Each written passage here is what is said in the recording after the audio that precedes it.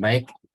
Assalamualaikum warahmatullahi wabarakatuh. Bisa di screen itunya di shutdown dulu Bu, sebentar, Puan, untuk materinya bisa. Baik. Kita mulai dalam acara webinar yang diselenggarakan oleh ASEAN Legislator Community. Partisipan terdiri dari student in Indonesia, Malaysia, Singapura, saya share juga Thailand, Brunei. Mungkin untuk teman-teman dari Malaysia, selamat datang Pak Dr. Wawan, selamat join. Kita udah mau mulai Pak Wawan karena Pak Reja mungkin telat karena ada yang dibereskan dulu, jadi saya akan mulai aja. Siap. Baik, untuk studentnya Pak Wawan untuk join silakan disuruh join Iya, cepat. Baik, kita mulai aja dengan sama-sama membacakan doa supaya acara webinar kita siang hari ini lancar menurut agama dan kepercayaan. Disilahkan berdoa.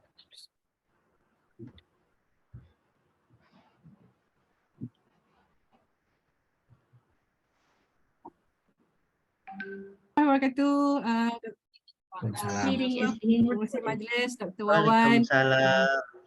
Mungkin ini kali pertama ya kita berjumpa. Iya Bu.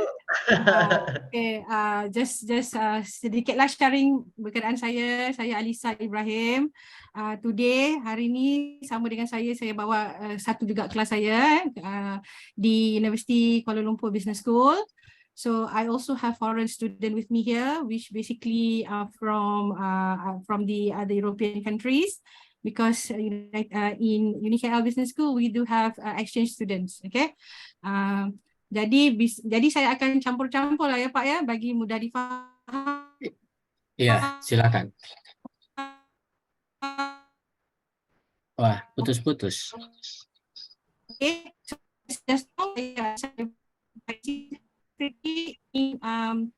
saya punya kepakaran, bukan kepakaran lagi tu ya, bidang saya ya. Bidang saya pun saya mengajar international business, saya mengajar strategi juga. Oke. Dan saya diberi amanah untuk hari ini ya.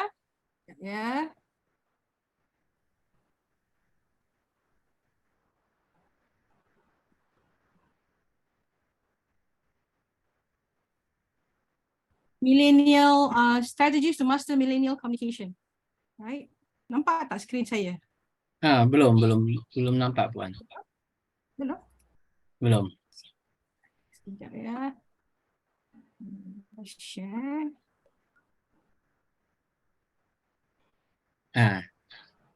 Sekali clear Puan, silakan. Ya. Kalau macam ni tak nampak ya? Nampak, bagus. Ya, okay. Jadi saya difahamkan I understand that today beside my class that join us, also kita ada beberapa pelajar daripada universiti yang lain juga. Jadi feel free to ask questions. Bila masa kalau ada soalan you mau tanya, sila tanya. As I said, this is not really my field when talking about communication, but I have a lot of experience dealing with teenagers, dealing with companies when it comes to communications. So I'm trying my best to basically share my share my knowledge, my information, my experience, so that hopefully boleh diguna pakai lah oleh anak-anak sekalian untuk pelajar-pelajar sekalian for your future, nanti mau tunggu juga, mau bekerja dan sebagainya.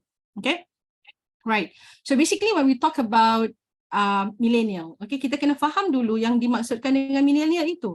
Menurut menurut Wikipedia, yang dimaksudkan dengan millennial basically is the people or the person who basically born within 1980s until 2013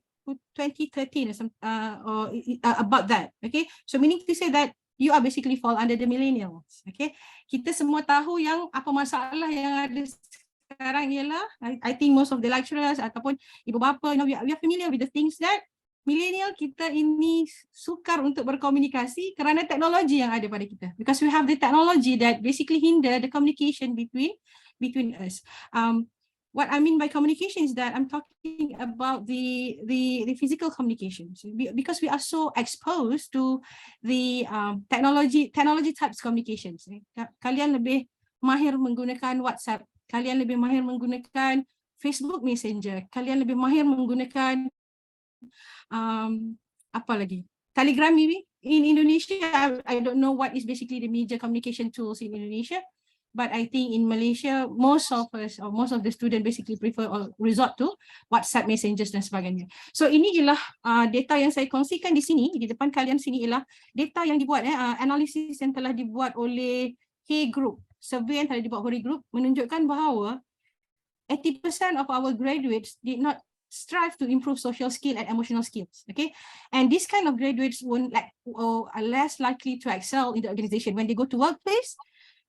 Graduan yang tidak memberi perhatian kepada social skill and emotional skill ni, mereka akan terdedah kepada ketidakberjayaan lah. Saya tak mau cakap gagal lah. It's not excel lah, less excel in the organizations. And then also from the survey it stated that this 80% of the graduates also find it they are basically struggle to find graduate equipped with the requisite social and emotional skill. So meaning to say that pelajar itu sendiri ataupun the student itu sendiri tidak mempunyai skill-skill yang sesuai ataupun skill-skill yang diperlukan untuk cemerlang di dalam kerjayanya. Right? And then also macam saya tak pandai lah. Okay, sorry. And then also conversely 69% of the millennials surveyed that soft skill get in the way of getting the job done. But in contrary from that, millennials sendiri beranggapan bahawa tidak perlu soft skill itu. Menurut mereka soft skill itu boleh mengganggu kerjaan mereka 69%.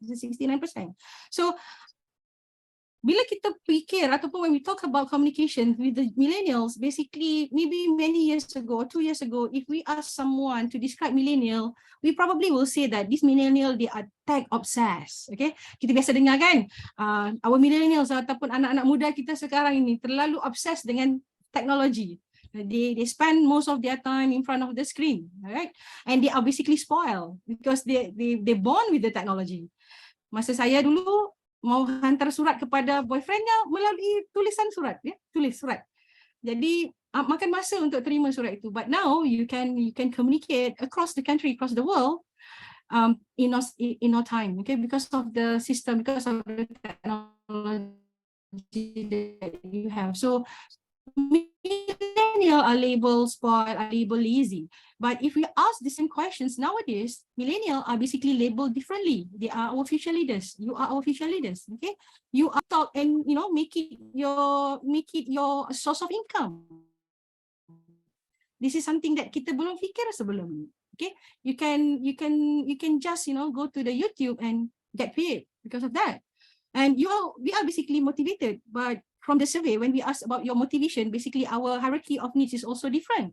You are talking about motivated by probably money, by luxurious item and so on, right? And most of the millennial that basically nowadays is basically labeled as the self-status.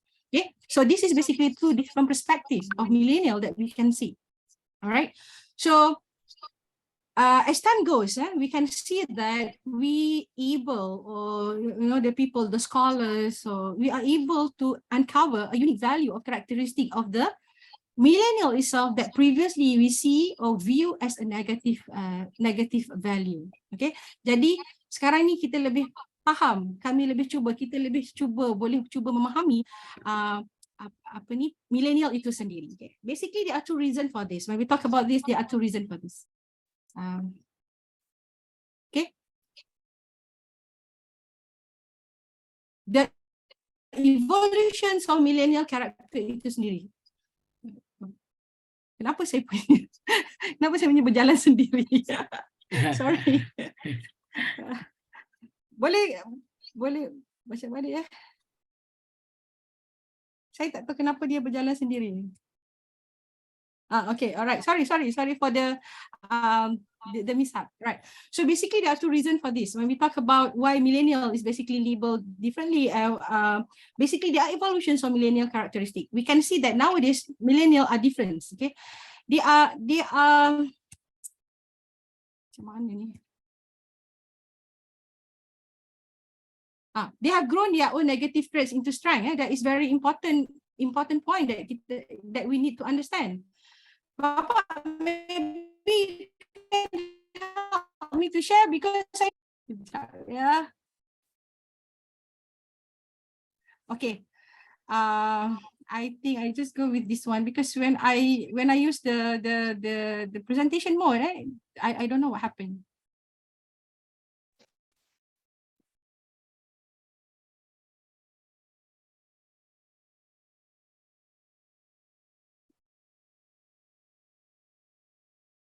Right. Basically, when we talk about millennial characteristics, these are the evolutions that we can see. When we talk about the characteristics just now, yeah, there are evolutions on the characteristic itself and the shift of attitudes. Okay, this is basically how we view the millennials. So when we view it differently, then we can see that they are from what we label as lazy or tech obsessed and sebagainya. They are basically our future leaders, right? So we're starting to see the effects of what millennial mindset will bring to the workplace. And for your information, the results are basically profound. Yeah.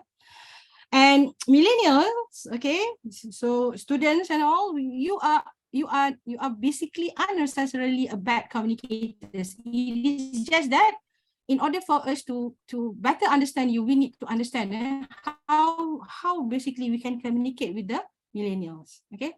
So there are different communicators rather than bad communicators. So basically hari ini saya akan cuba berkongsi dengan kalian 4 kaedah atau 4 cara bagaimana millennial boleh memperbaiki cara mereka berkomunikasi. Basically your students. Yeah, basically these are the 4 ways millennials can improve their communication skill. Because you need to understand that authentic conversations and collaborations are the key to success in business. Untuk kita berjaya dalam kerjaya, kita perlukan authentic conversation yang asli, yang jujur, yang ikhlas, yang kita boleh zahirkan dan nampak ada perkaitan di situ. Maka that is basically the key success to you in your career. Okay. Yang pertama, apa yang millennial, what you need to do as a students currently or as a teenagers currently is to make personal connections as priority.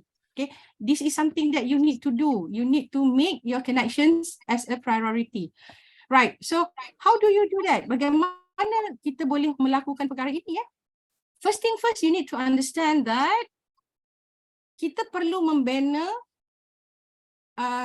kepercayaan, kejujuran. Kita perlu percaya dalam relationship tu. In relationship we have to have the trustworthy relationship. Okay? Kita perlukan two-way conversations. Kita perlukan dua pihak yang bercakap. Kita kena kurangkan millennial, you need to basically try to meet people face to face rather than meet people on the visual ataupun melalui dunia maya, melalui dunia internet dan sebagainya. Try your best to basically meet people face to face, yeah. And then try your best to speak to people over the phone. Kenapa kita perlu berbuat? Kalau katalah kamu tidak boleh berjumpa secara fizikal atau face to face dan sebagainya due to some limitation, what you can do is basically you can pick up the phone and call them instead of texting. Okay? Mengapa? Kerana texting telah terbukti boleh mengakibatkan berlakunya misinterpretations of information. You boleh tersilap memahami conversation itu sendiri.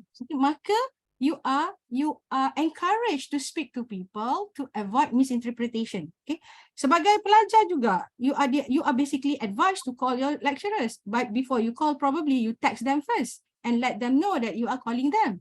As I said, text kemungkinan boleh menyebabkan berlakunya misinterpretasi. Orang satu pihak mengatakan bahawa satu pihak lain sedang marah, tapi satu pihak lain sebenarnya tidak marah, So you are basically exposed to misinterpretation when it comes to texting, right? And meeting people basically will make a lasting and meaningful connection. Okay, this is what we want when we go to the workplace later. Okay, you perlukan apa yang kita perlukan, apa yang pelajar semua perlukan ialah you kena ada hubungan yang berpanjangan, that very meaningful connections. Okay, then you can only have this when you have the personal connections. So rather than texting, rather than probably short form. Then because text you sometimes like the old generation like me, sometimes I have difficulties in reading your text, reading your messages, because your messages you use short form, kamu gunakan perkataan-perkataan pendek yang sukar untuk difahami oleh generasi yang lebih lama daripada macam kami ni. Maka you are advised to basically go with the phone call, or you meet this person face to face to explain or to stand your case. So first, bagaimana kamu boleh memperbaiki skill kamu ialah make personal connections, right? Then we talk about the engage in active listening skill. Ini adalah satu masalah yang dihadapi oleh generasi kita sekarang, our young generation. You don't know how to engage in listening skill because you are so used to confined to yourself, confined to your world, and you didn't expose yourself. Okay, so kamu adalah dinasihatkan untuk lebih engaging bila kamu melakukan perbualan itu. So be inquisitive di sini bukan bermaksud kamu harus mempersoalkan setiap perkara, tapi bagus untuk kamu ada perasaan ingin tahu. What you have the feeling that you want to know what is next. Okay, so then you will eagerly listen to the other party, and then you can ask question for clarification. Yang selalu menyebabkan berlakunya miscommunication ialah when you don't understand and you don't ask, and then you just assume. Okay, so when you don't understand, you don't ask, you assume. Whatever that you assume, your assumptions could be wrong from what is basically the things that they want to deliver to you. So rather than you just assume, you should ask questions, ask for clarifications. And then if it is possible, or if it is necessary, you need to paraphrase the other person's statement. You kena ulangi apa yang dimaklumkan oleh the other party, so that apa yang diulangi itu betul. Jadi you kena pastikan dalam perbualan itu you perlu actively engage, okay? Bukan sebelah pihak sahaja bercakap. Okay, and also what you can do is basically you can summarize your understanding of the issue. You kena cuba memahami apa yang sedang kamu perbualkan, dan mungkin kamu akan bercakap dengan orang itu dengan dengan fakta-fakta yang telah kamu dapat sepanjang perbualan itu. You probably will say that, oh, we have the meeting at what time, and the meeting will be organized where, who will be attending the meeting, what you want from me from the meeting. So you summarize your understanding, the other party will affirm that. When they affirm that, and then also you understand the right thing, so it will be better when you deliver your task. Okay, itu yang you kena engage, you can engage yourself in the active listening, right? And then melalui personal connection, okay, kamu juga boleh untuk observe the person respond and strive to create rapport. You boleh cuba untuk menghasilkan ataupun membuat hubungan yang baik, rapport yang baik dengan orang yang kita bercakap. So that's why we have to engage actively in the listening skill, right? And you need to being present. Apa masalah yang kita hadapi sekarang ini ialah millennials like you guys, okay, ataupun orang muda macam kalian semua, bila kalian bercakap, otak kalian berada di tempat lain. You are in different places because you're so used to confine to yourself, as I said. So you have to be fully present during the conversations. You have to be there, and you have to pause between the statements so that you will ask questions, and then you will better understand the topics. Okay, so that is how you improve your communication skill. And you can also improve the relationship by making sure that you have your own needs met. Okay, apa yang kamu perlukan, kamu capai melalui perbualan tersebut, melalui clarification, melalui asking questions and so on. And another tips is that you have to listen mindfully and with respect. Okay, that is basically tips. The second tips of mastering the communications as the skills, right? Then as a millennials also, when you want to communicate, you need to practice self-awareness, okay? You have to self-reflect yourself. And this basically can be a positive change that will lead to more relationship afterwards, okay? Kamu kena cuba melihat apa yang kamu buat, sama ada apa kamu buat itu salah atau betul, cara kamu menjawab soalan itu betul, cara kamu approach, the way you approach the other party also should be positive positively done. Okay, melalui pengalaman saya ketika saya interview millennials. Okay, millennials hantar email. Mula-mula kita mula dengan hantar email. Application, job application, they'll start by sending emails, right? So they send emails to the company and asking for vacancy with you know, with no respect. Kamu hantar message dan tanya ada kerja kosong ke di company sana ataupun ada kerja kosong ke di sana. And this is not the way how you approach the company, right? You want them to give you the job. So then you have to make sure that whenever that you have conversation with them, it should be conducted in professional way. So you have to practice this. You have to practice this self-awareness. When you're communicating with your lecturer, when you're communicating with your parents, for example, you have to aware whatever conversations that you have is basically the right way of doing things or not. If you basically make mistake, you have to admit, you have to say sorry. You need to immediately say sorry if you make mistake. And if basically you did not understand what they're saying, you ask for feedbacks. Okay, you ask what wrong with what I'm saying. You know, you need to ask them politely, in a polite way. So by practice this self-awareness, it will help you to improve your communication skill. Okay, and skills need to be developed. So you need to consistently polish your communication style and how you present yourself to the world. Okay, kalau kamu mau pergi dating, contohnya mau pergi pacaran gitu, harap betul bahasa yang saya gunakan.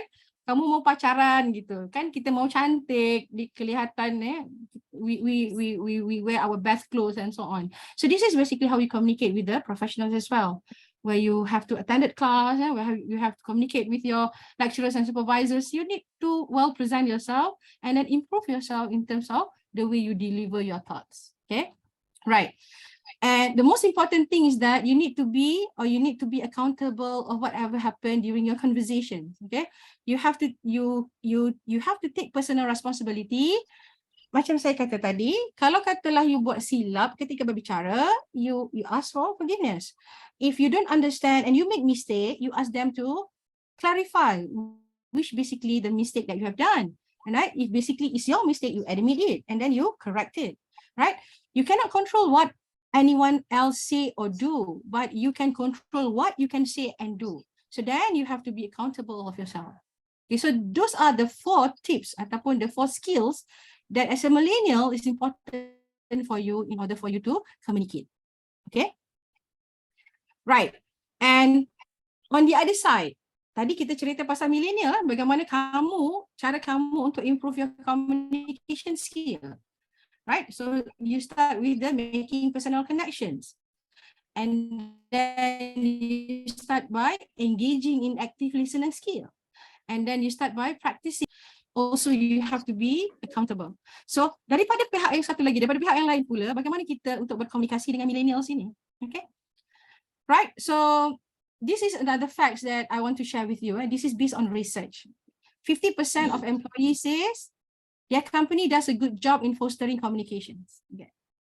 And 38% of baby boomers say millennials are more honest but sometimes too brash and opinionated. So melalui survey yang telah dijalankan, alright, the seniors basically understand that you millennials, kamu remaja-remaja sekalian, kamu are honest, kamu jujur bila berbicara, tapi sometimes kamu terlalu kasar bila berbicara. Bukan kasar, you are too bold. You terlalu berani berbicara sampai tidak mengambil kira perasaan di pihak yang lain.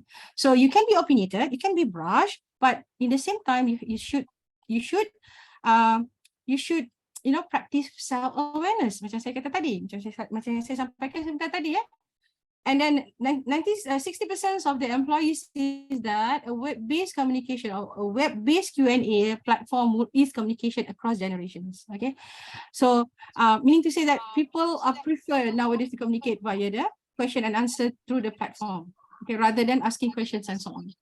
Sebab tu kalau dalam kelas, okay, sekarang ni kalau katalah kamu tidak boleh bertanya soalan ataupun malu untuk bertanyakan soalan, you can use all the chat functions that we have to communicate, right? So that is how you stating your facts. So telling people and so on. And 70% of the employees basically would be more likely to share information through a web-based platform. That is your millennials. That is millennials. Okay. So based on the survey also, we found out that millennials, you want to communicate and you like to communicate. You are not the people who like to be confined to yourself all the time and so on. Basically, you like to communicate. However and whenever, before office hour, during office hour, after work, you like to communicate. But the way you communicate is different. As I said just now, you are not bad communicators, but the way you communicate is different. Cara kamu berkomunikasi is different from your earlier generation. So apa yang saya cuba sampaikan tadi for the past 20-30 minutes, saya cuba sampaikan di sini ialah kita, you have to tolerate it, you have to improve, generation can understand you, did not label you as such, and also in the same time you can voice out your opinion to the older generation as well on the other side. Okay, right? So these are basically the 3 things that basically we have to understand when we want to communicate with the millennials. Okay, the first one is tone in the virtual communication. Jika kamu perlu berkomunikasi secara maya, okay, tone penyampaian itu haruslah tone yang betul, tone yang lebih humble, and tone yang lebih professional, so that the other party won't misjudge you.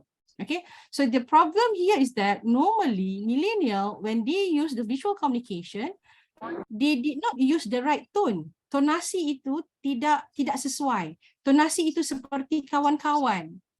Alright, so you have to understand your audience. You have to understand who you communicate with.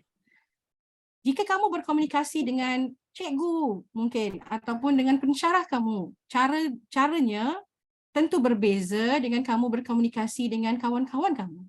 So the tone must be professional and humble enough. Okay, itu yang kamu perlu perbaiki. And value of the genuine personality also can be seen with the visual communication as well. Okay, the genuinity ataupun kejujuran kamu boleh dilihat melalui cara kamu berkomunikasi. Basically, okay, so you have to show it. You have to show the value in genuine personality. And obviously, consuming and absorbing information is an important factors that you need to look at when you are communicating with the seniors, for example. Okay, and then also when we are the seniors, when we want to communicate with the millennial, we have to make sure that the information is easy to understand and is backed by the facts, because the millennial now, they are open to Google. They can Google everything. They can find information easily at their fingertips. So it's important for both party, even the millennials and also the baby boomers and whatever, in the communication to deliver the information as precise but quick as possible. Okay, right. Since masa yang diberikan kepada saya adalah 30 minit, which I think I already completed my 30 minutes. Betul tak, Pak? Baik, sangat interesting nih Pak, Ibu Puan Alisa. Bentar. Okay, don't worry, student saya, kalau you perlukan slide ni saya boleh share, saya pun dah bagi pada Pak sebentar tadi. If you have any question, you can ask me after the next session, right? Baik. Right. So that's it from me. Thank you so much for listening. And as I said, we are going to open the question and answer session after this. Kalau you ada soalan untuk bertanya. Tapi satu pesanan saya, ingat, mungkin di Malaysia kamu biasa dengan peribahasa ini, saya ingat pasti di Indonesia, ular yang menyusup akar itu tidak hilang bisanya. I don't know whether you have it in Indonesia or not. Meaning to say that, you be humble, you not lost anything. You takkan hilang apa-apa by being humble. Okay, so ular yang menyusup akar itu tidak akan hilang bisanya. So when you want to communicate with your seniors, your lecturers, or with anybody, be humble, be truthful to yourself. Okay, that's all from me. Thank you so much. Oke, baik. Terima kasih Puan Alisa, sangat interesting materinya. Barusan Pak Reja telepon WA sama saya, beliau masih ada yang diselesaikan, jadi mohon maaf nanti akan join mungkin di akhir ini. salam aja buat Puan Alisa sama Dr. Wawan. Baik, teman-teman student, silakan kalau ada yang ditanyakan bisa lewat chatbox atau email.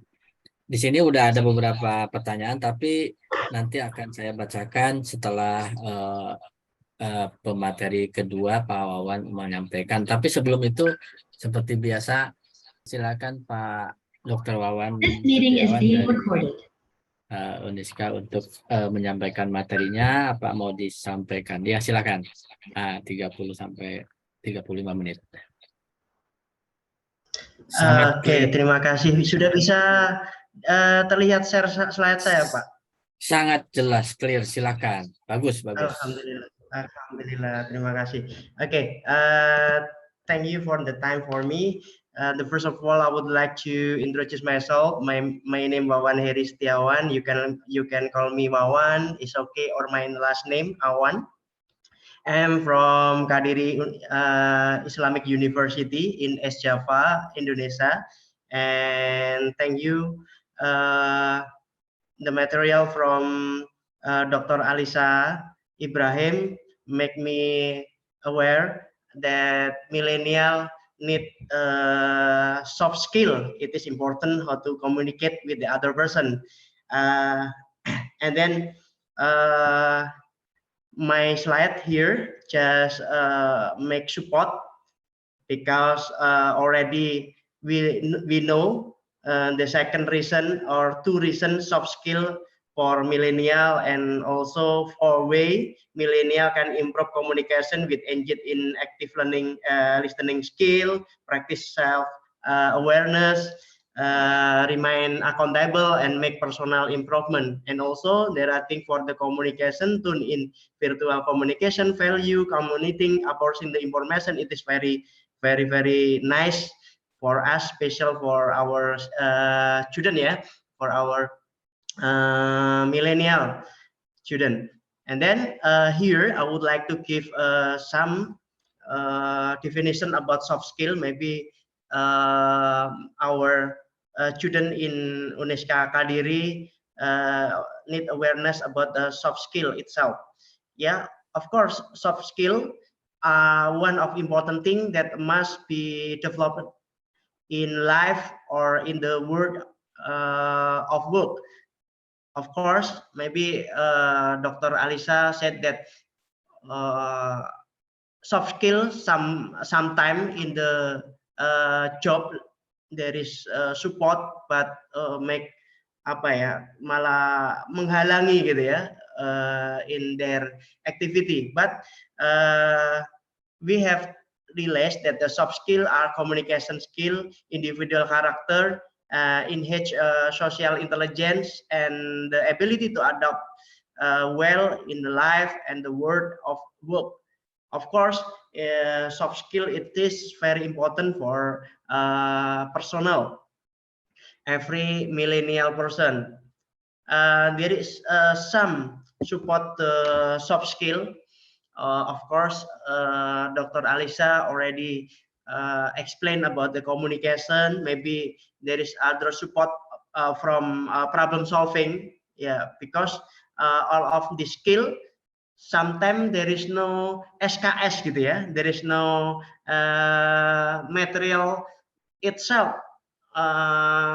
building in the one of subject in university, but we can develop all of the soft skill in every activity, every duty, every organizer activity. Yeah, problem solving. For example, every subject, maybe a lecture already make a problem, or maybe a student how to solve this problem based on your background knowledge. It is to improve from their duty. Every lecture usually use this approach like this. And then leadership, of course, leadership and activity adaptation, work ethic, decision making, time management, conflict resolution, critical thinking, and teamwork. All of the soft skill here we can develop in every duty from the lecture and organization in the university, of course. And maybe we can find in other activity outside from our campus with social social activity. We develop one of the age goal harapannya soft skill itu bisa mendukung profesional professional in our work, of course, make confident self confident, percaya diri kepada dirinya sendiri, bisa membawa diri untuk menjadi pemimpin yang objektif, yang humble, yang berdedikasi, yang adil, dan seterusnya. Itu harapan dari kita. Bahkan Kanjeng Nabi juga mengajarkan kita menjadi pemimpin yang adil gitu ya, termasuk di sana memperbesar pangsa pasar kita, karena nilai tawar kita kalau kita punya soft skill otomatis bisa banyak nilai tawar kita lebih tinggi gitu ya, meningkatkan nilai diri. Jadi nilai tawar kita dalam arti kemampuan kita menambah gitu ya, dibanding kita hanya menguasai bahasa Inggris atau bahasa Arab gitu, terutama untuk komunitas milenial. Berikutnya, kalau kita yang pertama tadi communication, otomatis sudah disampaikan Bu Alisa, mendengar aktif. Berarti mendengar aktif itu maksudnya gimana?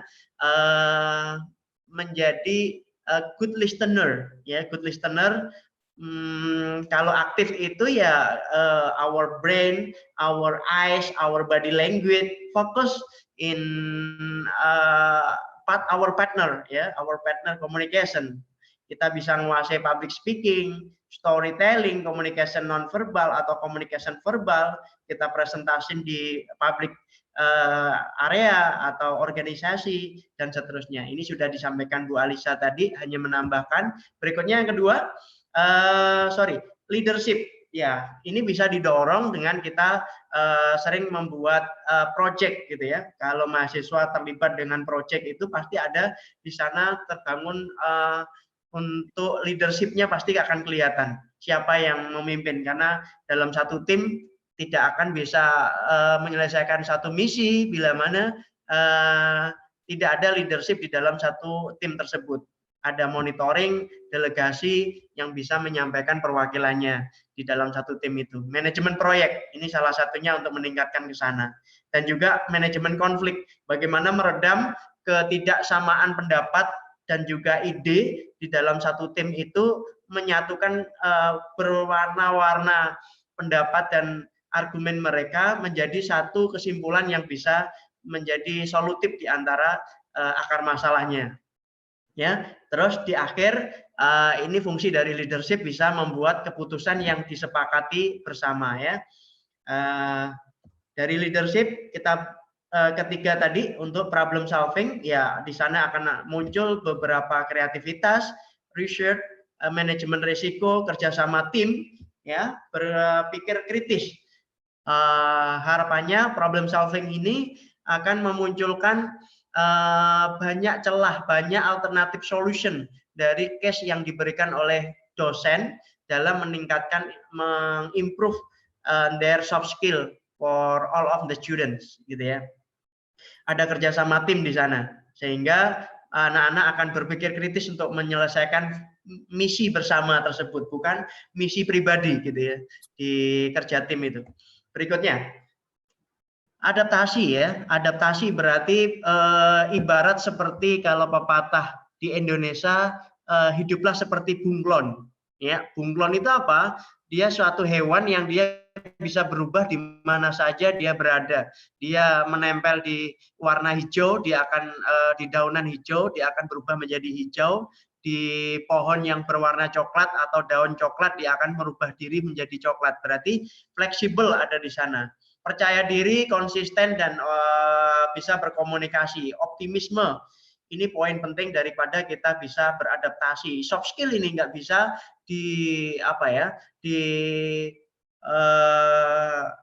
seketika orang itu bisa adaptasi di suatu tempat yang baru. Dia butuh proses, butuh adaptasi secara cepat.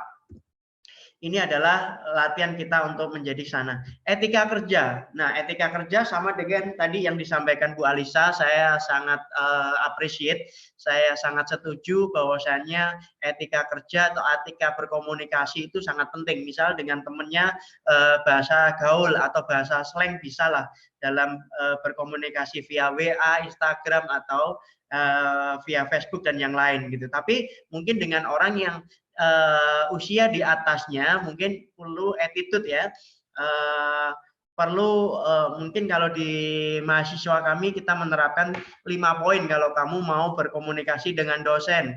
Minimal ucapkan salam, berilah apa namanya permohonan maaf, itu menunjukkan kerendahan hati kita gitu ya, bukan rendah diri tapi rendah hati bahwasanya siapa yang kita hubungi itu. Berikutnya perkenalkan diri karena semua dosen nggak mesti menyimpan nomor kita. Berikutnya adalah to the point kepada apa yang mau pesan apa yang mau disampaikan. Ya, Bapak besok kami mau izin skripsi, apa bimbingan skripsi jam sekian, apakah Bapak berkenan atau ada waktu di kampus. Nah, itu to the point, tidak muter-muter kemana-mana dan diakhiri dengan salam. Ini etika berkomunikasi mungkin via sosial media gitu ya. Itu kalau kami terapkan di kampus kami gitu. Ada teamwork, perhatian yang detail. Berikutnya etika berkomunikasi atau kerja. Nah, membuat keputusan di sana ada kemahiran kita dalam memilih antara 2 atau lebih alternatif pilihan yang setara gitu. Sehingga kita akan dapat membuat keputusan baik perlu atau memproses semua informasi yang tersedia dan berbicara dengan orang yang tepat dalam situasi tertentu. Ini penting dalam kita membuat suatu keputusan. Sehingga harapannya tidak salah atau tepat dalam kita memutuskan suatu keputusan. Sehingga jenis soft skill berikut ini yang perlu dimiliki oleh setiap pekerja. Saya memutuskan untuk join atau tidak, saya harus kalau dalam marketing mungkin bisa saya keluarkan barangnya sekarang atau nunggu 1-2 hari lagi, momennya yang pas sekarang. Nah, ini keputusan yang sangat tepat melihat pasar yang lagi membaik gitu ya. Nah, penting di sana soft skill tersebut. Nah, time management mungkin ada gambaran sedikit, mohon izin nanti kalau memang bisa diputar, ada gambaran sedikit time management. Ini penting, kalau nggak bisa nanti kita keep aja. Saya coba izin untuk putar sedikit. Bisa kedengar Pak Gilang ya? Oh, bisa. Silakan. We are pure siap. and every story needs to move forward in its own way. That's why there are 3 navigation modes and transition animations between slides or pages so that your audience sorry.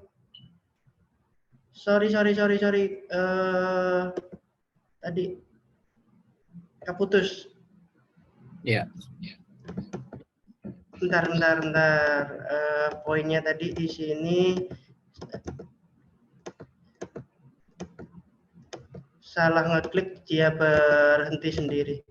Oke, kebaca, kelewat. Nah, izin mengulang ya, Prof. Silakan, Pak.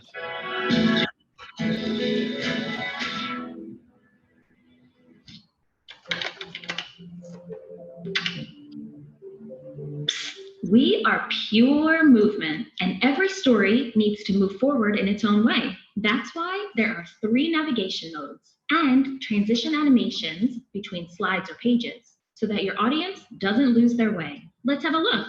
From the editor, select the navigation mode that fits you best. If you want your viewers to move step by step, select standard navigation. With this presentation or dossier, with the microsite option, the navigation. Mohon maaf tadi koneksinya di YouTube kurang begitu ini. Intinya time management itu kami bisa gambarkan teman-teman dalam membagi waktu, skala prioritas itu kalau bisa terschedule secara rapi, sehingga kalau menuju UTS atau ujian tengah semester, ya midterm atau ujian akhir semester, itu bisa memprioritaskan mana skala yang harus bisa diantisipasi, bisa dicicil atau dilakukan lebih dahulu gitu ya. Ini supaya tidak menumpuk di akhir deadline. Ini penting sekali dalam time management, terutama untuk mahasiswa milenial, termasuk juga pekerjaan. Sehingga saya pribadi dalam mengatur schedule jadwal saya terinci dalam 1 bulan, terus tiap minggunya berproses apa saja, sehingga kalender akademik saya atau kalender di handphone saya itu hampir tiap hari ada schedule yang sudah harus saya prioritaskan jamnya. Saya Google Meet jam berapa, saya nge-zoom jam berapa, saya ada kelas jam berapa, saya harus ngerjakan ini kapan dan seterusnya. Itu 1 minggu ke depan sudah saya set up kepada timernya, waktunya, linknya, dan juga notifikasinya. Ini penting sekali karena kadang kita lupa, tapi kita punya beberapa aplikasi seperti kalender ya, bawaannya Google yang di handphone kita, itu kita bisa manfaatkan sebagai fasilitas atau tool time management supaya kita tidak lewat dari hal tersebut. Itu gambaran utama, sebenarnya penting sekali time management itu. Mau kita bahas, tadi linknya belum bisa maksimal terkoneksinya. Baik, yang berikutnya adalah conflict resolution. Jadi bagaimana kita bisa bernegosiasi atau berdiplomasi gitu ya dalam jenis soft skill ini yang perlu dikuasai oleh para profesional atau conflict resolution. Ini salah satu skill yang bisa membantu pekerja menangani atau ketidaksepakatan bersama rekan-rekan di kantor. Nah, tidak langsung main otot gitu ya, main marah, dan kalau tidak ada kesesuaian dengan pendapatnya atau idenya dengan kita. Bahkan di tempat kerja kita bisa, para karyawan pun bisa menjadi mediator dalam konflik bila memiliki skill ini. Nah, ini penting sehingga kita bisa mendamaikan kawan-kawan yang punya pendapat yang tidak sama. Ini termasuk skill penting di dalam kita sesama mitra kerja gitu. Berikutnya kita langsung kepada berpikir kritis. Harapannya dalam berpikir kritis itu mempertimbangkan semua kemungkinan pilihan dan hasilnya, mencegah resiko. Ini penting. Dari mana kita akan mendapatkan berpikir kritis? Dari teamwork kita, seringnya kita berkolaborasi dan sebagainya, akan memunculkan opsi-opsi alternatif solution di dalam menyelesaikan masalah bersama itu. Berikutnya yang penting, tidak kalah penting di sana, teamwork. Jadi di sana bagaimana kita mengoptimalkan semua potensi dalam tim kita, grup kita untuk menyelesaikan satu misi bersama, bukan misi pribadi, tetapi bagaimana kita bersama-sama nyampe pada tujuan yang diharapkan satu tim. Ini penting, soft skill ini, tidak ego, tidak egois ya bahasanya gitu. Kalau berikutnya yang paling tidak kalah penting di sana, bagaimana kita meningkatkan soft skill, how to improve soft skill gitu ya. Tadi Bu Alisa juga alasannya, dan juga 4 cara milenial to improve communication. Kalau kami menambahkan atau melengkapi, menentukan skala prioritas ya, tentukan soft skill yang ingin ditingkatkan, karena soft skill itu macamnya banyak sekali. Tidak mungkin kita serentak semuanya soft skill yang tadi, minimal 10 hal tadi kita tingkatkan bersama sesuai minat, kebutuhan, dan habit kita ya. Habit kita itu di mana nyamannya untuk ditingkatkan. Misal berkomunikasi ya, kita usahakan berkomunikasi yang tepat itu seperti apa. Pendengar yang baik itu bagaimana. Nah, ini tidak mungkin semua soft skill akan kita ini kan secara bersama, tidak mungkin. Jadi skala prioritas, sehingga sebagai contoh kamu ingin menerapkan manajemen waktu dengan baik ya, maka usahakan untuk melakukan semua tepat waktu sesuai jadwal. Itu saja sudah bagus. Sehingga kita misal nih hari ini atau minggu ini skala prioritas kita mengatur waktu, manajemen waktu kita secara profesional. Sehingga teman-teman handphonenya jangan dibiarkan saja, kalendernya dioptimalkan untuk di-set sesuai satu minggu ini apa skala prioritasnya, setiap harinya, setiap jam-jam tertentu saya harus menyelesaikan apa. Nah ini untuk meningkatkan soft skill. Jadi nggak bisa semuanya, tapi satu persatu bisa ditingkatkan. Nanti kalau mahir di satu soft skill, bisa naik ke yang lain tanpa meninggalkan soft skill yang pertama tadi, seperti itu. Amati soft skill orang lain, ini penting. Misalnya saya mengamati soft skillnya Pak Gumilang misal gitu. Beliau expert di bidang waktu, beliau expert di bidang kolaborasi dan seterusnya. Oh, bagaimana kita bisa seperti beliau gitu ya? Atau saya bisa mencontoh Bu Alisa dengan konsep-konsep beliau yang mengoptimalkan soft skill-nya berkomunikasi dengan baik dengan para milenial. Ini penting bagi saya atau bagi kita untuk melihat soft skill orang lain, jadi peka untuk bisa meniru mereka. Ini yang bisa kita gambarkan ya. Berikutnya mungkin menerapkan pencapaian. Capaiannya intinya jangan ragu untuk meminta kritik orang lain. Saya itu bagaimana sih menurut kamu gitu ya? Saran membangun untuk diri kita. Jadi kadang itu kita merasa sudah pede, sudah ganteng gitu ya, atau sudah cantik gitu ya, mau kencan tadi dan sebagainya. Mungkin kita bisa meminta bantuan apa? Cermin gitu ya. Ya, cermin atau kamera di handphonenya untuk melihat, oh saya kurang tepat di mana gitu ya. Oh kerudung jilbab saya, hijab saya kurang masih miring atau apa. Itu kita kan butuh mirror gitu ya. Atau butuh soft skill kita itu dilihat atau dinilai orang lain, kita butuh refleksi atau butuh cermin nih. Katakanlah seperti itu. Sehingga cara meningkatkan kalau menurut saya seperti itu. Ada tip gitu ya. Saran masukan kalau kita memasukkan soft skill ini di dalam CP kita. Saya yakin kawan-kawan nanti kalau sudah selesai kuliah pasti juga akan memasukkan lamaran gitu ya. Surat ke lembaga, institusi, perusahaan atau apa saja yang rencana mau dilamar gitu ya. Coba lampirkan soft skill kita sebagai nilai tambah gitu ya. Soft skill itu apa? Mungkin kita masukkan strong communication skill, high empathic itu ya empati ya, bisa memahami orang lain. Misal teman sedih atau teman bahagia kita ikut ke sana, teman sedih kita bisa merasakan kesedihannya. Empathic ya. Passionate and motivate. Nah, motivate ini maksudnya kita bisa punya soft skill untuk bisa menghidupkan suasana atmosfer di dalam kantor kita, orang yang ceria gitu ya. Itu bisa dilampirkan di CV kita kalau kita mau melamar di suatu tempat kerja. Berikutnya, tidak kalah penting sebagai conclusion, pada hakikatnya soft skill itu hal yang penting ya untuk ditingkatkan menurut kacamata kami, terutama teman-teman milenial. Tidak hanya hard skill. Kalau hard skill nanti secara kognitif, kalau di mahasiswa kami mulai seperti ini, PPT-nya juga rata-rata sudah pakai Geniali, pakai Microsoft 365, pakai template-template dari yang lain, memanfaatkan template yang animatif gitu ya. Termasuk juga Canva 365, begitu juga Microsoft Education yang lain dan seterusnya. Ini bisa jadi hard skill ditambah lagi dengan soft skill yang harus ditingkatkan juga. Termasuk juga temukan tempat pembelajaran mana, lewat buku, podcast, YouTube, apa dan sebagainya, guru, dosen dan seterusnya. Itu kita lihat soft skill apa yang bisa kita pelajari, adopsi dari mereka.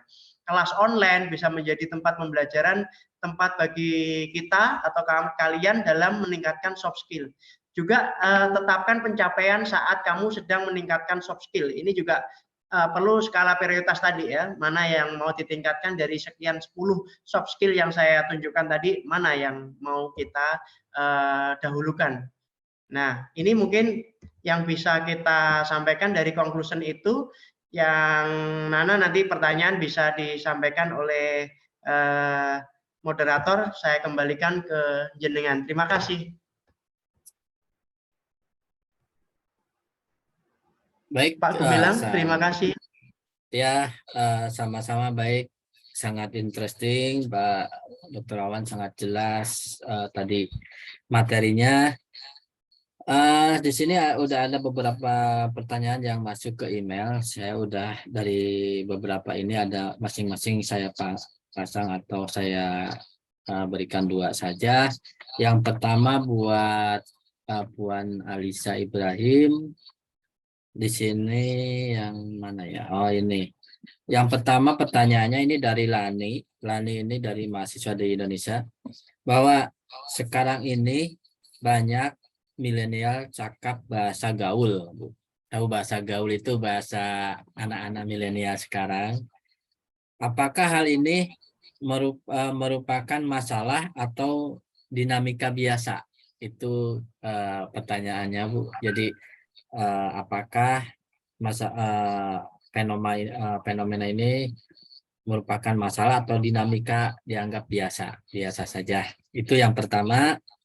Kemudian yang kedua, apa saja yang dapat dipersiapkan para generasi Z untuk memasuki lingkungan kerja di masa kini atau udah masuk ke revolusi industri 5.0 atau 5.0 ya. Jadi apa saja yang dipersiapkan untuk generasi Z, karena generasi Z ini antara 95 sampai 2015 lah generasi Z.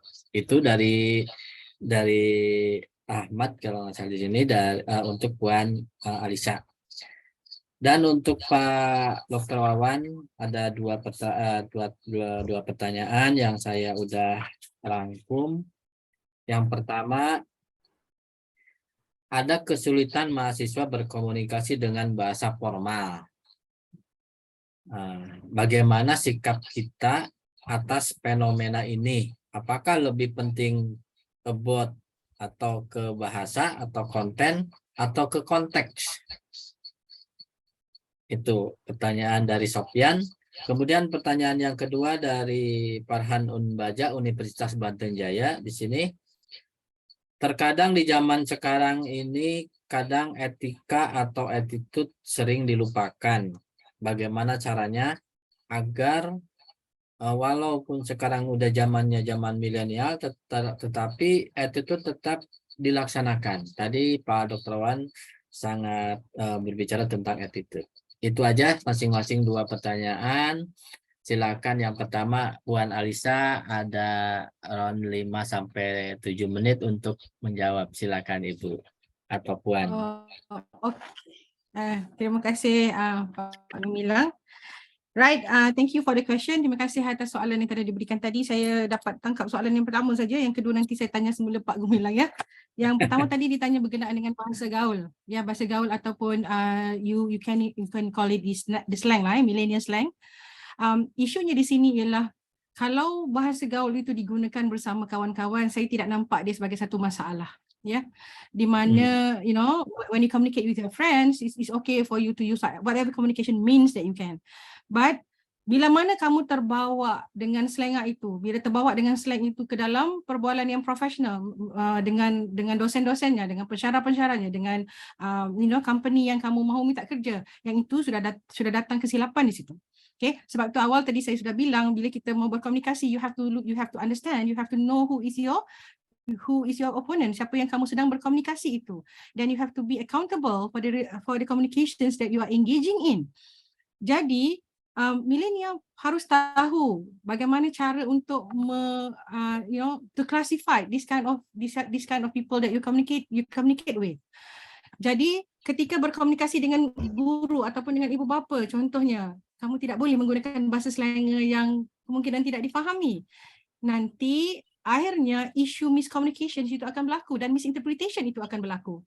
Okay? Bila berlakunya proses misinterpretation, yang nanti sudahnya problemnya ialah bila mana kita ingin memperbaiki kesilapan yang awal, tetapi bagaimana ya, harus dibilang bagai tikus memperbaiki labu. Silap yang awal itu sudah sangat signifikan sehingga apa yang kamu buat selepas itu sudah tidak nampak lagi relevansnya. Jadi yang tu kita kalau boleh tidak mahu perkara itu berlaku. Contohnya jika kamu ingin berkomunikasi dengan syarikat, dengan pekerja di pejabat ataupun pegawai pengambil pekerja. Kesilapan yang pertama itu boleh menyebabkan kamu di-label and then you want to get rid of the label is very difficult. So therefore, that's why first thing first, you need to understand who are your opponents. So again, bagi saya penggunaan bahasa Selangor ataupun slang language, this is something that you need to control. Okay, bersama kawan is okay, but you have to know your opponents. Kalau kawan yang kita sedang berbicara ataupun orang yang kita bicara itu orang yang tidak biasa, lebih baik kita menggunakan bahasa yang betul, bahasa yang sempurna. I'm very interested with the point that Dr. Wawan give just now. You have to have etika when you communicate with your docent. So ada 5 tadi yang Dr. Wawan bicara. Mulakan dengan salam. Okay, sekarang ni kita kena tengok diri kita. Ingat tadi saya kata self-reflection. You have to reflect yourself. Pernahkah kita sebelum berkomunikasi kita memberikan salam ataupun kita sekadar menerjah sahaja? Okay. Dan permohonan maaf itu tidak menunjukkan kita rendahkan diri kita, tetapi menunjukkan kita merendahkan hati kita ketika berkomunikasi. I'm very interested with that point. Bagaimana yang saya katakan tadi, jika ingat, ular yang menyusul akar tidak hilang bisanya. This is what we mean. When you say sorry, tidak bermakna kamu merendahkan diri kamu. Basically, you are showing how humble you are. Kan, dan kenalkan diri dan sampaikan poin yang ingin disampaikan dan akhiri dengan salam. So basically this is the ethics that we have to embrace when we want to communicate with the people, especially those people that we don't know. Bukan saja, walaupun mungkin kawan itu sebaya dengan kamu tapi kamu tidak kenal dia sebelum ni. Kenapa kamu perlu gunakan bahasa Selangor if you have the language? Dan banyak sebenarnya research saya, because you ask me these questions out of the blue, saya tak dapat nak bawa kajian-kajian telah dibuat. Tapi banyak kajian yang telah dibuat menunjukkan bahawa dengan mengamalkan penggunaan bahasa Selangor ini, kamu kehilangan skill in communication. You lost your skill in communicating or writing, basically. Jadi bagi saya nasihatkan di sini sebaik boleh, cuba menggunakan bahasa yang sempurna. But it's okay for you to communicate with your friends, but in professional communication, please use a professional language. Ya Pak, satu lagi soalannya tadi apa ya Pak? Ini dari Ahmad, bahwa apa sahaja yang dapat dipersiapkan generasi Z ya untuk memasuki lingkungan kerja di masa-masa kini. Dalam arti gini, maksudnya kalau masa sekarang itu kan beda dengan masa-masa lalu itu. Apa saja yang kira-kira dipersiapkan supaya teman-teman kita, student kita yang ada di generasi Z itu, ini yang harus kita persiapkan. Ya. Okay. Silakan.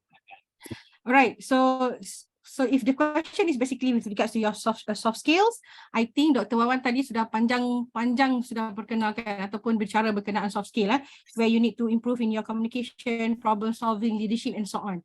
Tapi bagi saya, membawakan diri kita itu juga penting, di mana bila kita ingin ditemuduga contohnya dalam interview dan sebagainya, how we bring ourselves is very important, right? That's why you have to look at situation. Bila kita berpakaian, cara berpakaian kena betul dengan eventnya. Tidak bolehlah hadiri temuduga tapi cara you berpakaian sebagaimana you mahu hadiri konsep BTS tadi, kan lain cara berpakaiannya. Jadi the way you bring yourself, the way you promote yourself is basically very important in this new era. Okay, jadi being humble is nothing harm. Being humble is nothing harm, walaupun kamu memiliki kelebihan, tetapi tidak semestinya kamu perlu brag it out. Okay, so that is another thing, right? And critical thinking is another thing yang Dr. Wawan tadi bicara, keperluan you all untuk ada critical thinking, being kritis. Kalau you ingat tadi dalam point saya kata you have to be intuitive. You have to be intuitive when you communicate. You kena ada perasaan ingin tahu. Dalam masa yang sama, bila you sampaikan soalan itu, bertanyakan soalan, you harus menjaga tuturan bahasa itu. Jangan sampai soalan itu berbunyi seperti amarah, ataupun soalan itu berbunyi seperti kamu menuding jari ke arah orang yang kamu sedang bicara. Be intuitive is good, but when you want to voice out your opinion, you have to be humble. Okay, so I think that are the things that I can give you tips. The rest I think Dr. Wawan dah panjang tadi lebar explain in terms of adaptation, decision making, time management. Okay, masalahnya bila you confine to yourself, you terlalu dengan dunia kamu sendiri, kamu lupa yang di luar sana there are a lot of there are a bigger world outside. Kita nampak dunia kita tu sudah besar bagi kita, tapi sebenarnya dunia luar is basically bigger than what's that. So I'm hoping that I'm answering both questions. Kalau yang tak dapat soalan, yang tidak dapat bertanya tapi ingin masih bertanya, nanti saya akan drop saya email address in the meeting chat. You can always contact me anytime you're free. You can always text me. I will give you my phone number and also my email address, and you can contact me anytime. Baik. Oke, terima kasih. Jadi intinya tetap apa yang disampaikan tadi sama Dr. Wawan, bahwa walaupun kita di zaman milenial atau generasi Z, tetap attitude harus dijaga. Itu yang modal utama. Untuk nanti kan istilahnya kalau IELTS ini kan hanya jembatan supaya nanti Pak Dr. Wawan sama Puan Alisa saling berkolaborasi, baik itu di artikel atau di jurnal atau di apa, silakan masing-masing mempunyai untuk mengirimkan email dan nomor telepon, mungkin nanti akan saya bagi supaya nanti kelanjutan dari sini bisa berkolaborasi buat Dr. Wawan kelanjutannya. Baik, silakan Pak Dr. Wawan untuk membaca atau menjawab dua pertanyaan tadi dalam waktu 5-7 menit, silahkan.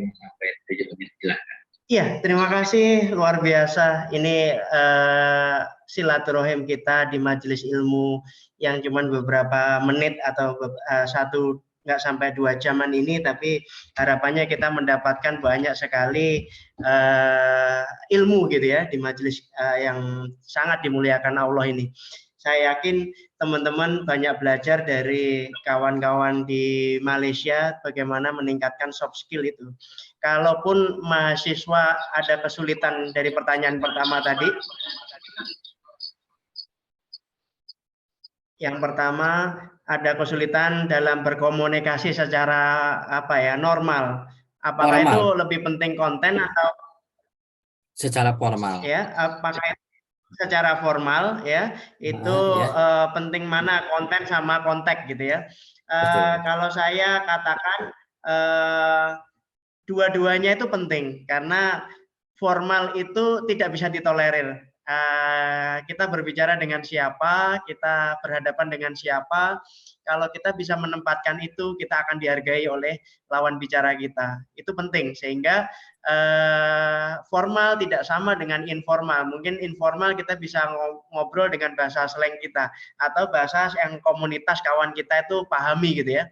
Nah, tapi kalau formal kita pakai bahasa yang resmi. Kalau di Malaysia bahasanya mungkin pakai bahasa Malaysia, Melayu, ataupun bahasa Inggris yang attitude-nya itu yang sopan gitu ya. Yang kita tahu lah, cross culture understanding itu kita harus pahami. Jadi mahasiswa yang masih kesulitan di bahasa formal, cobalah secepat mungkin untuk adaptasi. Saya yakin nggak ada orang yang sulit untuk beradaptasi, asalkan dia berniatkan diri untuk belajar gitu ya. Ini salah satu soft skill untuk adaptasi itu. Seperti ibaratkan bunglon tadi ya, atau kalau di bahasa Malaysia itu kayaknya ini ya, kata Bu Alisa apa? Chameleon ya. Oke, chameleon itu bahasa Inggris. Saya rasa chameleon itu bahasa Inggris. Saya rasa di Malaysia kita panggil apa ya binatang yang tukar-tukar warna. Betul. Sumpah-sumpah. Sumpah-sumpah. Sumpah-sumpah. Iya, itu. Berarti bagaimana kita, karena memang di Islam suruh ikro.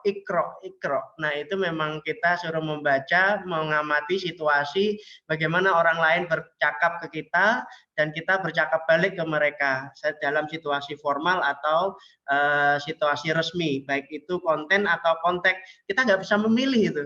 Jadi dua-duanya harus berkesinambungan, berjalan seiring. Seperti itu. Begitu juga etika sama attitude kalau dilupakan bagaimana? Padahal ini penting di zaman now. Nah, sehingga kurikulum di Indonesia yang saat ini kebetulan saya membantu di Kementerian Pendidikan untuk implementasi kurikulum Merdeka yang saat ini diadopsi atau diterapkan, pengganti dari kurikulum K13, itu sangat menerapkan P5, profil pelajar Pancasila yang berorientasi pada karakter, attitude. Kata bilang tadi ada bahasa slogan bilangnya gini, money is not everything, but everything need money. Tapi kalau kita balik lagi, attitude is not everything, but everything need attitude. Ini apa saja kalau kita di mana saja, lawan bicara kita meskipun berbeda keyakinan dan sebagainya, kalau attitude itu kita bawa, istilahnya akhlak itu kita bawa, adab, sopan santun, taklim itu kita bawa dimanapun kita berada, insya Allah itu akan menjadi keberkahan dan dipandang orang itu suatu nilai soft skill yang luar biasa. Oh, orang ini penyabar, oh orang ini tidak gampang marah, oh orang ini humble, orang ini itu akan muncul kesan setelah kita menunjukkan attitude kepribadian kita. Nah, ini perlu dilatih dan di di mature gitu ya, setiap harinya. Terima kasih Pak Gumilang. Baik, itu jawaban yang sangat luar biasa dari Pak Dr. Wawan.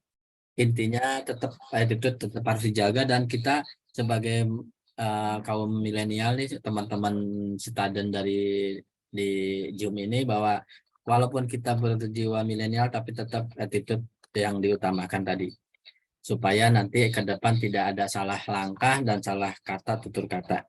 Baik, materi atau event ini sudah selesai.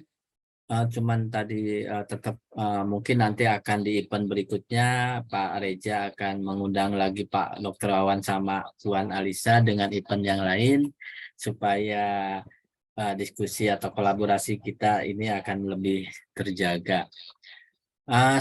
Silakan untuk closing remark, mungkin karena waktu di kita sudah hampir jam 11, kalau di Malaysia mungkin jam 12, udah mendekati masa duhur.